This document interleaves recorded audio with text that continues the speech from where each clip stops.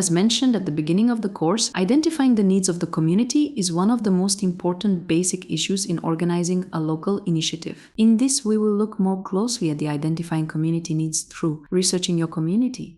I'd like to start with how to reach your community. Effective community initiatives start with a deep understanding of the community's needs, priorities, and challenges. This involves thorough research and engagement with community members to gather relevant data and insights.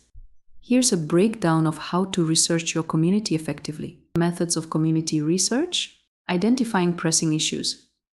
Methods of community research. One of the most basic and popular research methods is surveys and questionnaires. Surveys and questionnaires are tools used to collect data directly from community members. They can be distributed online, through social media, via email, or in person. If you want to conduct surveys or questionnaires, I recommend following these steps. Create clear, concise questions focusing on various aspects of community life, for example, safety, education, health. Use multiple channels to reach a broad audience. Compile and analyze responses to identify common themes and concerns. Benefits of the survey method. Provides quantifiable data, wide reach, and anonymity for respondents, encouraging honest feedback. The next interesting method is interviews and focus groups. One-on-one interviews and focus group discussions allow for in-depth exploration of community issues, providing rich qualitative data. If you want to conduct interviews and focus groups, I recommend following these steps.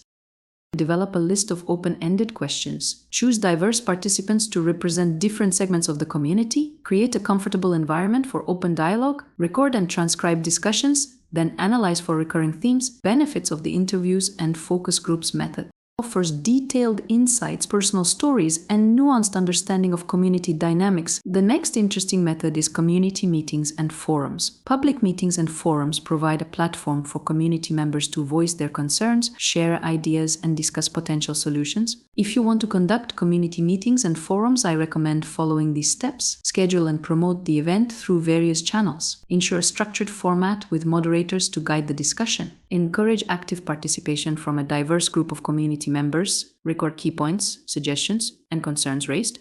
Benefits of the community meetings and forums method. Fosters direct engagement, collective brainstorming, immediate feedback. The next interesting method is observational research. Observational research involves directly observing community interactions, behaviors, and conditions to gather data without direct questioning. If you want to conduct observational research, I recommend following these steps. Identify specific areas or events to observe. Take detailed notes on behaviors, interactions, and environmental conditions. Look for patterns or notable observations that indicate underlying issues. Benefits of the observational research method. Provides unbiased data and real-time insights into community dynamics. The next interesting method is secondary data analysis. Analyzing existing data from sources such as government reports, local organizations, and academic studies. If you want to conduct secondary data analysis, I recommend following these steps. Find relevant data sources that have already gathered information about the community. Review and extract pertinent data related to community needs and issues. Combine findings with primary research to form a comprehensive understanding. Benefits of the secondary data analysis method. Cost-effective, leverages existing information, and provides historical context. If we consider identifying pressing issues as a component of community research, we can note data compilation and an analysis, prioritization of needs, documenting and sharing findings.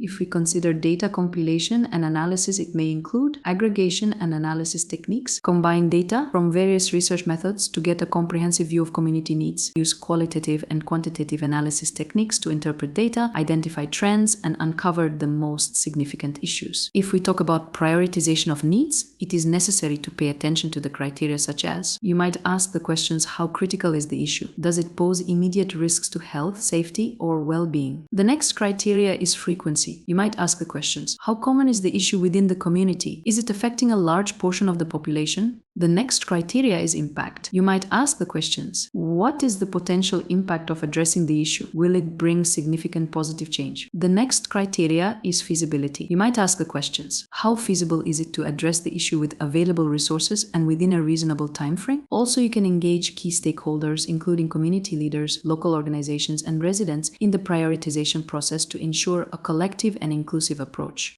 If we talk about documenting and sharing findings, it is important to include the following components. Report preparation. Prepare a detailed report summarizing the research findings, identified needs, and prioritized issues. Community feedback. Share the findings with the community through public meetings, newsletters, and online platforms to validate the results and gather additional input. Action plan development. Use the findings to develop a targeted action plan for addressing the most pressing community needs.